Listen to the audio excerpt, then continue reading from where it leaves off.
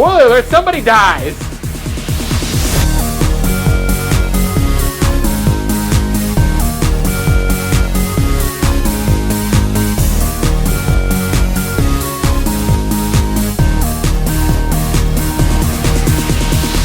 What's up, Soap Suds? Welcome back to another episode of the Geek Soapbox. I'm your host, Lee Ponton, and I'm joined by my co-host, Lee Leva. Yeah! Welcome back to the studio! I don't know what the last episode we did in here was. Wait, we talked about something. Probably.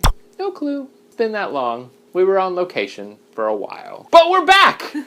It's kind of like a sequel to everything we've done up until now. Segue here. That was really a far stretch. It was bad. This week on the episode, we're going to talk about sequels. Woo! Because this year is full of them. 25 sequels are coming out this year, at least. So I've seen a lot already. I have not seen that many. I feel like I have. You probably have and don't even realize it. Nope. Pretty sure I haven't. Well, I've seen more movies than you anyway. I have not gone to the theater very much this year. You didn't see Fast and Furious? Nope. I've never seen a Fast and the Furious movie. Well, you saw Age of Ultron, so that was one. Yep, that's one. Alright, I'm going through my list. Really? You did? I haven't! Taken 3? Nope, I haven't even seen Taken 1! Hot Tub Time Machine 2? Nope, but I did see Hot Tub Time Machine 1, and I loved it. Wait, I heard 2 was a hot mess. Pitch Perfect 2? You didn't see that? Not yet. There are some movies that I can wait for. I don't have to go to the theater to see them. If it's like a big blockbuster film, you want to see that one in the theater. Age of Ultron, Mad Max, been there, done that. Like, boom. That's the kind of stuff you want to see in the theater. So we both saw Age of Ultron. Yes. We never talked about it on the show. How did that happen? So we're going to talk about it real fast right now. Awesome. I loved it. It was great. There's one thing I did not love about it.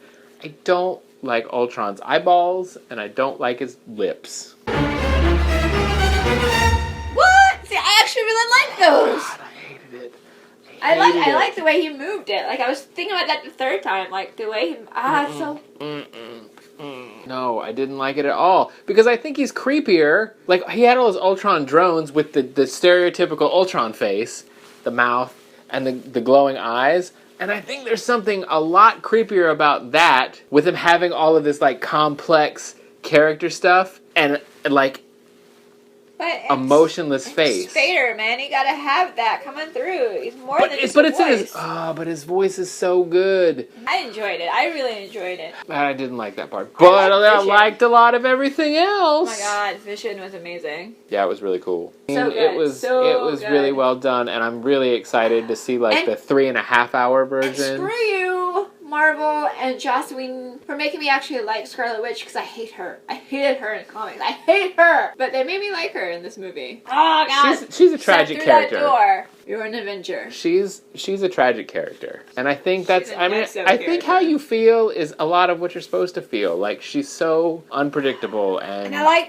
just messed up. Spoilers. I like what happened. I think it's setting her on the path. We didn't really spoil it. If you haven't seen it by now, it's been a month, people. Does not make it.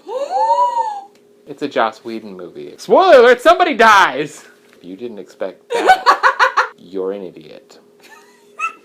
Again, this is like the year/summer of sequels, franchise continuations. So good. I don't know if you're a fan of the Mad Max. I haven't seen any of them. I'm a terrible nerd geek. I know about them, but I have not seen them. It's good. But here's my question to you. Having not seen any of them, would I enjoy it? You know what? I have a friend, Hey Puente. He had never seen them and saw this. He didn't like it at all. Does it succeed on nostalgia factor, or does it succeed because it's a good movie? I say both. I enjoyed it. He didn't connect with the characters, and I think if you've already seen the other movies, you already at least connect with Max, even though it's a different actor, but it's still the same character. He didn't have any connection with any characters. He's like, I can't give a shit if they lived or died. You need to know why Max is the way he is, and I think that is explained in the other ways, or just Wikipedia it. But that begs the question, like, do you think a sequel should stand on its own, or should it be part of this huge franchise? There's times where I think the sequels actually surpasses the original, like T2. I mean, don't get me wrong, I like the original Terminator a lot, but I think T2 is just a whole nother level. And same thing with X2. X2, I think it's far superior than X-Men. And that's one of my favorite movies. So I think they can stand on their own. I think Age of Ultron stands on its own. I mean, if you've seen Avengers, then yes, you understand where they came from. But I think you don't have to. A sequel should expand the franchise. But a lot of sequels you couldn't have unless you have that first movie to set up the world. Fury Road stands on its own because it's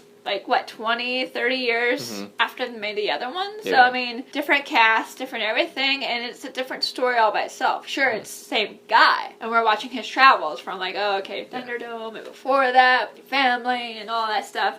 It's a completely separate story. You don't have to know that. I think it would help, though. The experience is richer if you've seen all of it. Yes. For example, X-Men... That's where you're introduced to all those characters. Yes. X2 is a complete story from beginning to end, but your knowledge and experience and... makes you enjoy it more. Because I think with Avengers, there's a lot of setting up with these characters and their relationships and becoming the team. Now that they're a team, that's what I loved about Age of Ultron was the moments, that comic book panel moments where they're all flying, fighting together, Right. doing the double teams together and the triple teams together. Oh, here, Cap, here's your shield, boom, boom, But then again, that is such a part of a huge franchise. Yeah. And I've seen all the Marvel movies, you know? But I don't think you have to see them all to enjoy it. And that's my question, is that, I would like to ask somebody that's, let's say, only seen Avengers and Avengers 2. What is your experience like? I feel like I know so many little tidbits about all of these characters'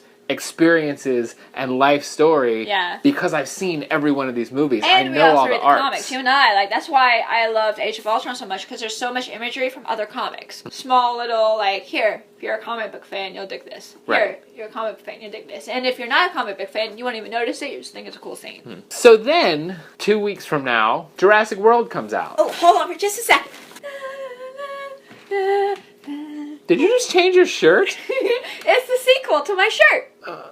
This I'm so geeked up for it. Is a sequel, but not a direct continuation of the story of any of those characters. I mean, granted, it is a sequel in that it's taking place on the same island as the original. Yes. These people are doing the same things. They've made an island with dinosaurs. But this one is very successful and is actually open. And apparently has been open. Concept. But you guys, did you learn nothing? I mean, I feel like you're doomed to make the same mistakes. That's why we keep watching, This didn't work the first time. And not only did you do the same thing you did the last time, but then you went and f***ed with the formula and made a scary-ass new dinosaur. What is wrong with you people? You know what, though? That's how the world works. There's a lot of stupid people in the world. So I think this is totally realistic and totally believable. It is. And I buy it 100%. I'm excited to see the chaos happen. And I like this idea that it's a movie that's, again, expanding the franchise. And I think that's something that a good sequel should do. Is it should continue to evolve the world that these characters inhabit. Yeah, you probably don't have to see 3 or 2 or even 1, really, to watch this one. Mm-mm. I guarantee you I have friends that are probably going to see this movie that haven't seen the other ones. Yeah. It'll probably be, like I said, it will make it richer if you've seen the other ones. Right. But you don't have to. I think that a sequel should start to dig in a little more. Yeah. You know, really get to the meat of the issues. Yeah. You know, for example... Christopher Nolan... Batman. I think each one gets better. I loved the first one, but then we get to see a little bit how one has affected him, and 2 with the whole Rachel thing and she's with Harvey now, okay, because I'm broken and and then you just get these awesome characters that are even more flashier and crazier. It's just I like the stories where you see a character and you see how they were affected from the last movie. Yeah. For me, again, I'll come back to X2. So the first one was a story, and they kept, bringing up, there's conflict between humans and mutants, blah, blah, blah. I don't know if you ever really felt the gravitas of that. Whereas in 2, you started to see this definitive line. Yeah. Even when Bobby goes home to his parents. Yes. And they're, have you ever tried not being a mutant? That is the reality of the world they're living in. Yeah. I feel like that boils it down and lets you see the huge issue at hand. It starts, well, that's the good thing. I think sequels, if they're really done well, it's 2, 3, and 4, you start taking those layers and peeling back and finding out, okay, now you're not just this person, but what happens when this happens? Boom. What happens when this happens? Boom. All right, now this has happened. What happens when that happens? You know what I mean? Like, it's like an onion, because that's how people are. There's so many layers, and sometimes you can't really break through with one movie. So when you have a sequel, if it's done well, you start to see new nuances, new cause and effect. How does this person deal with saving the world, or so-and-so died? How are they dealing with that? And I think that's an appeal for sequels and trilogies and a franchise to continue on.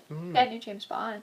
That's another sequel. Those movies are fun in that They're standalones. They're pretty much standalone. Like, there are little things. It's more of a franchise than a sequel. And that's what, I mean, I've never seen every James Bond movie. I've seen a lot. Now, the most recent ones have all been tied together a lot more than, say, the older ones. But that's definitely just continuing a franchise as opposed to a direct sequel. And sometimes that's okay. That's okay. Just I enjoy franchises a lot. Installments. So I guess in that regard, there's two different kinds of... I think there's a sequel, a direct sequel that continues the story, and then a sequel, but it's a continuing a franchise movie. Like, all right, we have another Bond movie. We have another Mission Impossible movie. We have another Fast and Furious movie. Though those are more sequels.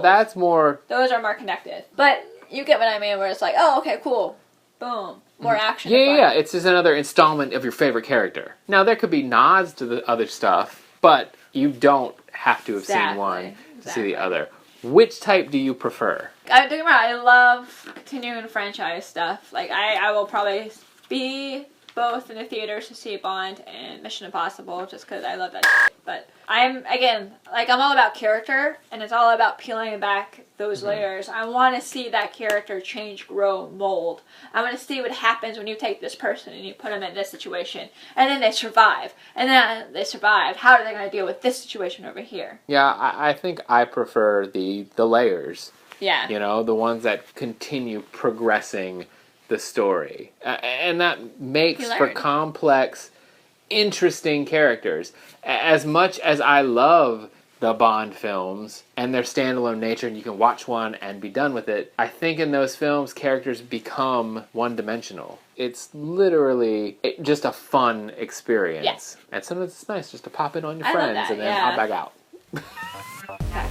What are your favorite sequels? What do you like in a sequel? What do you think works? And what do you think, what doesn't work? What makes a sequel fail? Let us know in the comments below. We'd love to hear your feedback. Get involved in the conversation. As always, click that like button. Let us know you like this video and you want to see more videos. Just like it. Make sure you share this with all of your friends. We love getting new viewers. We love getting new subscribers. So, tell the world! And don't forget to subscribe to the channel. That way, you'll know almost immediately when we post a new video. We love having you. We'll see you next time, you guys. Thanks for watching. Bye, gang. Bye. Game over.